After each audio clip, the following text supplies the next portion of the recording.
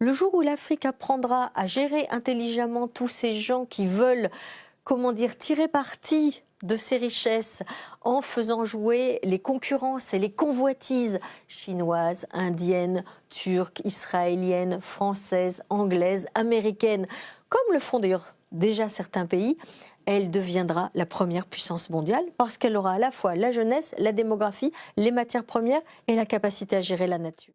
Merci Calix Meyer. Alors Sylvie Brunel, il faut qu'on avance un peu dans cette émission et il y a une question économique qui se pose.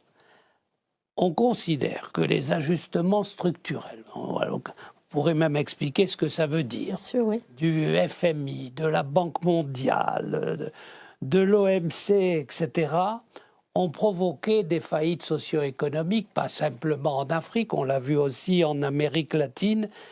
Est-ce que vous considérez que c'est encore vrai aujourd'hui? Alors, il faudrait rappeler très très rapidement que l'Afrique est entrée dans la crise de la dette dans les années 1980-1990, qu'à la suite de cela, elle a vu des cohortes d'experts internationaux lui prendre, comment dire, sa souveraineté pour appliquer ce qu'on appelle des programmes d'ajustement structurel, c'est-à-dire libéralisation, ouverture des frontières, privatisation des entreprises publiques. Parallèlement à cette ingérence économique, il y a eu une ingérence politique puisqu'on a conditionné l'aide à la démocratisation, sachant qu'un certain nombre de chefs d'État tenaient leur légitimité de leurs soutiens extérieurs, que ces soutiens viennent du monde occidental ou du monde soviétique.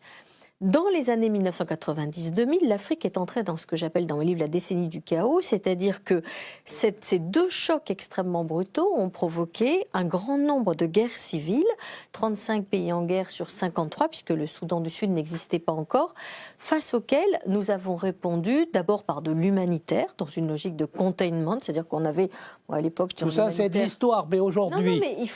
mais vous savez bien, Émile, que pour comprendre aujourd'hui, il faut mettre un petit peu le nez dans l'histoire. Ensuite, l'Afrique est entrée dans une forte période de croissance qui était la période 2000-2010 à peu près.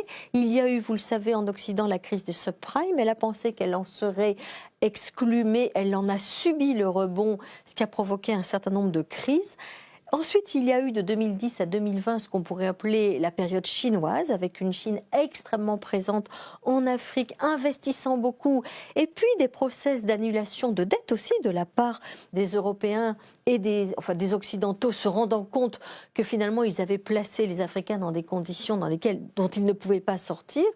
Et ensuite, il y a eu la pandémie de Covid. Cette pandémie de Covid, elle a eu quelque chose de très surprenant, c'est qu'on s'est rendu compte que l'Afrique manifestait une résilience extraordinaire. Le reste du monde tombait dans une espèce d'hécatombe et on voyait que l'Afrique, elle résistait, d'abord parce que sa population... Oui, mais votre diagnostic aujourd'hui... Mais oui, mais pour comprendre mon diagnostic aujourd'hui, c'est qu'il n'y a jamais eu autant d'acteurs étrangers qui s'intéressent à l'Afrique, mais qu'il n'y a jamais eu autant aussi d'opportunités, comme l'a dit Calixte, pour les Africains de jouer de ces rivalités, de ces concurrences pour tirer leur épingle du jeu, sachant que c'est eux qui possèdent aujourd'hui les richesses que le monde entier convoite pour pouvoir réussir la transition écologique. Ils ont toutes ces richesses, il s'agit juste qu'ils en reprennent la souveraineté. Aminata Traoré, j'aimerais de ces grandes institutions, Sylvie Brunel, mais certaines ONG sont en elles-mêmes de grandes institutions. Pour ne pas les citer, par exemple, Oxfam a des moyens considérables. Quel bilan vous faites de cette action des ONG, disons des principales ONG en Afrique? Le bilan, il est contrasté, il est positif, Alors, vous savez, Émilie, il y a un proverbe en Afrique qui dit « la main qui donne est toujours au-dessus de la main qui reçoit ». Et vous avez donc une prolifération d'institutions qui prétendent tous sauver l'Afrique malgré elles. Vous savez que le développement, c'est avoir la capacité de choix, c'est-à-dire être souverain quand on est face à son destin. Or, qu'est-ce qu'on constate? On constate que dans le domaine de l'humanitaire aujourd'hui, tout un ensemble d'acteurs prétendent, à leur niveau, savoir mieux que le paysan africain ce qui est bon pour son avenir.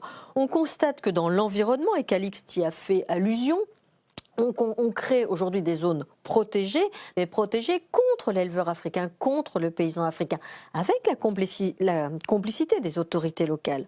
On constate aussi que chaque fois que l'on reçoit un prêt, alors vous savez que l'Europe a largement aujourd'hui annulé sa dette et délié son aide, c'est-à-dire qu'elle ne conditionne plus son aide à l'achat de biens et de services en provenance de l'Europe. Mais ce n'est pas du tout le cas de la Chine, qui est d'une façon beaucoup plus cynique et qui exige, pour pouvoir construire des infrastructures, avoir accès aux ports, mettre en place des mécanismes de coopération, d'avoir la mainmise sur les matières premières africaines, qui crée aussi des systèmes complètement fermés où elle n'emploie pas les Africains. Il y a très peu, par exemple, de mariages qu'on pourrait appeler interraciaux, même si cette formule ne veut rien dire.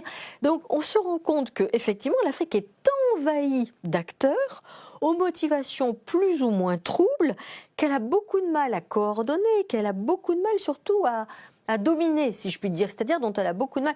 Et je pense qu'il faut qu'elle reprenne dans ce domaine sa souveraineté. Et pour ça, il ne faut plus qu'elle demande d'aide de l'extérieur, parce qu'elle a elle-même les moyens sur place, avec toutes ces matières premières, avec tous ces atouts, de transformer sur place en créant un marché intérieur, un processus de développement qui la rendrait, comme les pays d'Asie, comme la Chine, comme les émergents d'Asie de l'Est, totalement souveraine quant à son avenir. Et c'est en cela que je pense, pour revenir à ce que disait Calixte tout à l'heure, qu'on peut très bien avoir dans 30 ans un renversement total de l'histoire de l'humanité, avec une Afrique où un humain sur 4 sera effectivement africain et qui donnera le là au reste du monde sur la gestion des personnes âgées, sur la gestion de la nature, sur la gestion de l'énergie, sur la gestion aussi de ce qu'est un développement qui sait saisir le meilleur des technologies. Je vous ai entendu. Alors, puisqu'on est Sylvie Brunel, vous venez de publier « Nourrir, cessons de maltraiter ceux qui nous font vivre ». Nous aurons l'occasion de parler des paysans, de l'agriculture. Mais pourquoi vous avez publié ce cri aujourd'hui ?